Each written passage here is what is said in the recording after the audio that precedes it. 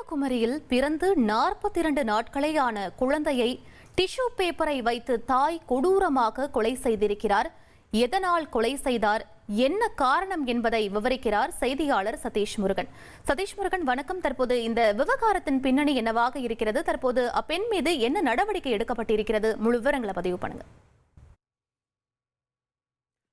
வணக்கம். கன்னியாகுமரி மாவட்டத்தில் தாய்ப்பால் குடித்த போது ஒரு குழந்தை மூச்சு திணறல் ஏற்பட்டு மயக்கம் அடைந்ததாக கருதி மருத்துவமனைக்கு அழைத்து சென்ற பொழுது அந்த குழந்தை மரணத்தில் சந்தேகம் இருப்பதாக கூறி உடற்கூறாய்வு செய்த பொழுதுதான் பெரிய அதிர்ச்சி காத்திருந்தது. அந்த குழந்தையோட மூச்சு குழாயில் நாம் சாதாரணமாக பயன்படுத்துகிற அந்த டிஷ்யூ பேப்பர் என்பது அடைத்து வைத்து கொலை செய்யப்பட்டிருப்பது என்பது தெரிய வந்தது ஒரு பெரிய பரபரப்பை ஏற்படுத்தியிருக்கு. தமிழகத்தையே உலுக்கிய ஒரு வழக்காக இன்றைய தினம் இது பேசப்பட்டிருக்குது. இந்த வழக்கில் என்ன நடந்துச்சு என்பது குறித்து நாம் பார்க்க இருக்கிறோம். கன்னியாகுமரி மாவட்டம் கருங்கல் பகுதி அடுத்த பாலூர் பகுதியை சேர்ந்தவர் பெனிட்டா ஜெய ஆனா. இவங்க என்ன வயசு 20, பள்ளி படிப்பை முடிச்சிருக்காங்க. இவங்க சென்னையில் வேலை செய்யும் பொழுது அங்கேருந்த ஒரு தனியார் நிறுவனத்திலிருந்து அவங்க என்ன பண்ணுறாங்கன்னா திண்டுக்கலுக்கு மாறுதலாகி போகிறாங்க. திண்டுக்கலுக்கு போகும்பொழுது அங்கே சில நண்பர்கள், சில தோழிகள் மூலமா கார்த்திக் என்பவர் பழக்கமாகிறாரு கடந்த சில ஆண்டுகளுக்கு முன்பாக. அப்பொழுது அந்த கார்த்திக் என்ன பண்ணுறாங்கன்னா இவங்க லவ் பண்ணி கல்யாணம் பண்ணிக்கிறாங்க. இந்த லவ் மேரேஜ் இரண்டு வீட்டாருக்குமே பிடிக்கல. கார்த்திக் தரப்புலையும் பிடிக்கல, இவங்க பெனிட்டா வீட்டு தரப்புலையும் பிடிக்கல. இந்த சூழ்நிலை தான் அந்த கார்த்திக் திண்டுக்கல் மாவட்டத்தை சேர்ந்தவர். திருமணத்திற்கு பிறகு இவங்க என்ன பண்ணுறாங்கன்னா தனியாக வசித்து வராங்க ஒரு அந்த திண்டுக்கல் பகுதியில். இந்த நிலையில தான் குழந்தை பிறந்தது. இவங்க 2 பேருக்கும் பிறந்து 42 நாட்கள் தான் ஆகிறது. பெண் குழந்தை பிறந்திருக்கு. இந்த பெண் குழந்தை பிறந்ததுலேருந்து என்ன பிரச்சனை ஆரம்பிச்சிருக்குன்னா, தன்னுடைய கணவர் அதாவது கார்த்திக் குழந்தை மீது அதிக அன்பு வச்சிருக்காரு, பெனிட்டா மீது பெரிய அளவில் அக்கறை செலுத்தலை என்று கூறப்படுகிறது.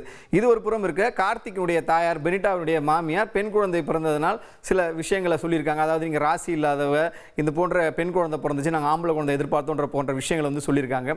இந்த நிலையில தான் குழந்தையோட தன்னை கணவரையும் கூட்டிக்கிட்டு இவங்க என்ன பண்ணுறாங்க, கன்னியாகுமரிக்கே வந்துடுறாங்க. கன்னியாகுமரி தன் தாயார் வீட்டில் தங்கியிருக்காங்க. தங்கியிருக்கும் பொழுது கார்த்திக் என்ன பண்ணுறாங்கன்னா எங்கள் அம்மாவை போய் பார்த்துட்டு வரேன்னு சொல்லிட்டு கார்த்திக் அவங்க அம்மா வீட்டுக்கு போயிருக்காரு. குழந்தை, அந்த பிறந்த குழந்தை, அந்த தாய் பெனிட்டா, அவங்க அப்பா அம்மா, இவங்க 4 பேர் மட்டும் வீட்டில் இருக்கக்கூடிய சூழலில் குழந்தை என்ன பண்ணியிருக்காங்கன்னா நேற்று முன்தினம், அதாவது 2 நாட்களுக்கு முன்பாக அந்த குழந்தைக்கு மயக்கம் ஏற்பட்டதாக பெனிட்டா தெரிவிச்சிருக்காங்க.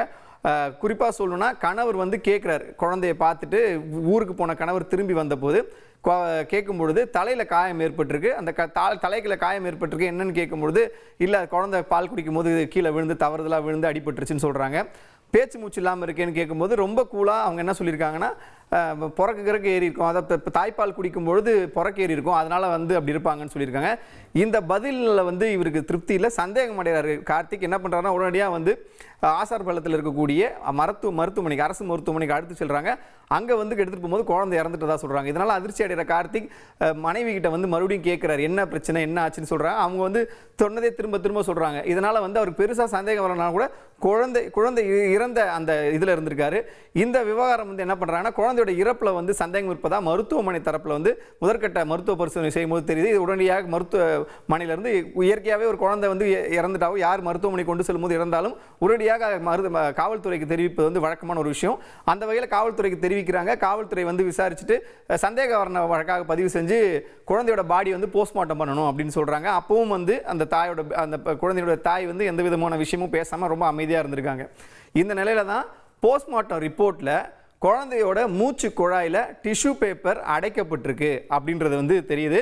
வாய் வழியா இந்த டிஷ்யூ பேப்பரை உள்ள நுழைச்சி குழந்தைக்கு மூச்சு போக விடாம செய்து இந்த கொலை நடந்திருக்கு. கொலை மூச்சை நிறுத்தி இந்த குழந்தைய கொலை செஞ்சிருக்காங்க என்பது தெரிய வந்ததை தொடர்ந்து யார் மீதும் சந்தேகம் இல்லை. டைரெக்டாக என்ன பண்ணுறாங்கன்னா, அவங்க இந்த குழந்தையோட தாய் பெனிட்டா போலீஸார் அழைச்சிட்டு போய் விசாரிக்கும் பொழுது ஒரு கட்டத்தில் அவங்க உண்மையை ஒன்றா சொல்ல ஆரம்பிக்கிறாங்க. என்ன சொல்கிறாங்கன்னா, நாங்கள் லவ் மேரேஜ் பண்ணிக்கிட்டோம், கணவர் ரொம்ப அன்பாக தான் இருந்தார் என்கிட்ட, ஆனால் குழந்தை பிறந்த உடனேயே யாருமே என்னை கண்டுக்கல, குழந்தை முக்கியமாக கணவர் என்னை கண்டுக்கல, குழந்தை மேலே தான் ரொம்ப அன்பாக இருந்தார். போதா குறைக்கு எங்கள் மாமியாரும் இந்த குழந்தைய வச்சு பல விஷயங்கள் பேசினாங்க. இதனால் நான் குழந்தைய கொன்னுட்டேன், இந்த குழந்தைய கொன்னுட்டு நம்ம ஆண் குழந்தை பெற்றுக்கலான்ற ஒரு ஐடியாவில் இருந்தேன், அதை தான் நான் செஞ்சேன்னு சொல்லிட்டு ரொம்ப சாதாரணமாக எந்தவித சலனமும் இல்லாமல் தெரிவிச்சிருக்காங்க காவல்துறை வாக்குமூலத்தில்.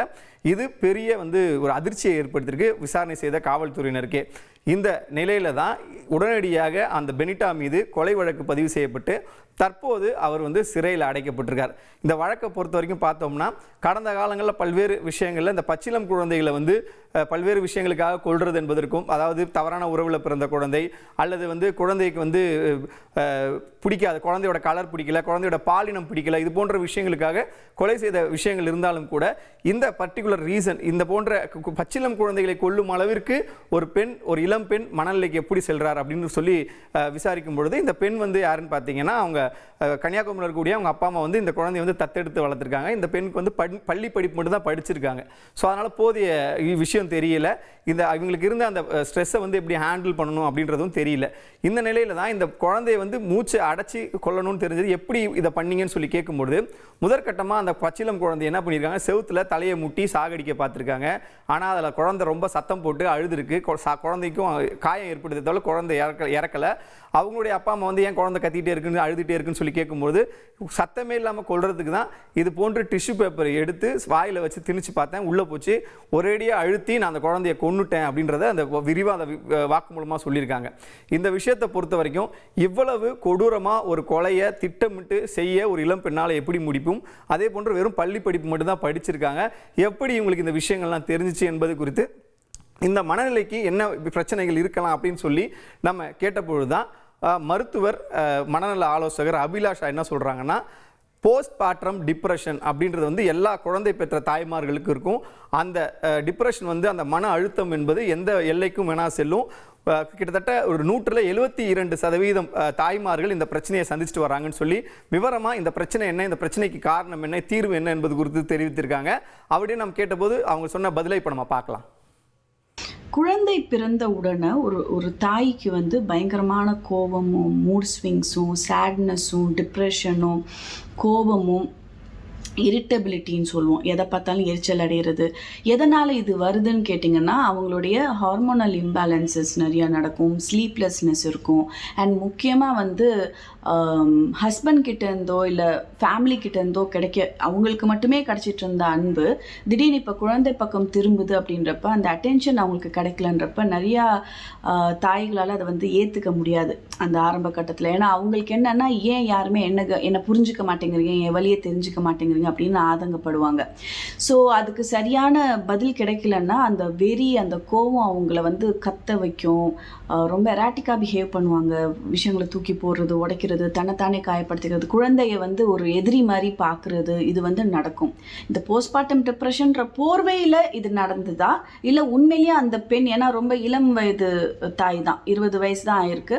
ஸோ அவங்களுடைய ஸ்ட்ரெஸ்ஸுனால அவங்களுக்கு அந்த மாதிரி ஒரு போஸ்ட்மார்ட்டம் டிப்ரெஷன்னால அந்த குழந்தை மேலே இருந்த வெறுப்புனால அந்த மாதிரி பிஹேவ் பண்ணாங்களான்றது நம்ம இன்னும் ஆராயும் போது தான் தெரியும். பட் போஸ்ட்மார்ட்டம் டிப்ரெஷன்ற உன்னுடைய அவேர்னஸே மக்களுக்கு இல்லைன்றனால ப்ராபப்ளி இதன் மூலியமாக நம்ம மக்களுக்கு தெரிவிச்சுக்கலாம்.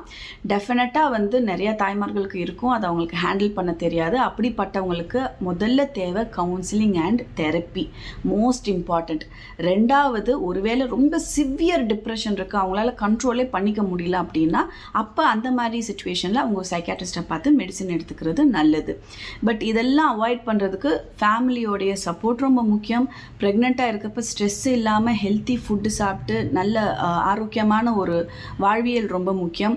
அண்ட் அந்த இனிஷியல் ஸ்டேஜில் ஃபேமிலியோடைய சப்போர்ட், குழந்தை பிறந்த உடனே, ஏன்னா நைட் ஃபுல்லாக அவங்க முழிச்சிருப்பாங்க, ஃபீட் பண்ணணும், அந்த ஸ்ட்ரெயின் அப்போ ஃபேமிலி கூட சப்போர்ட்டிவாக இருந்தாங்கன்னா இதெல்லாம் வராமல் நம்ம தடுக்க முடியும்.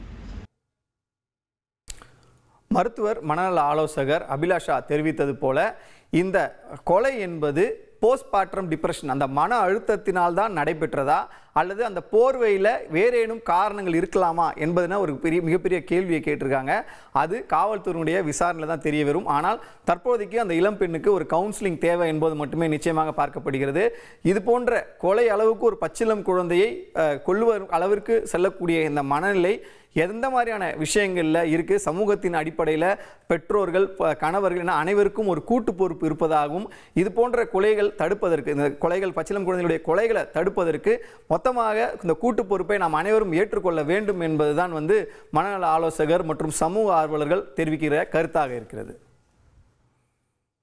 விவரங்களுக்கு நன்றி சதீஷ்.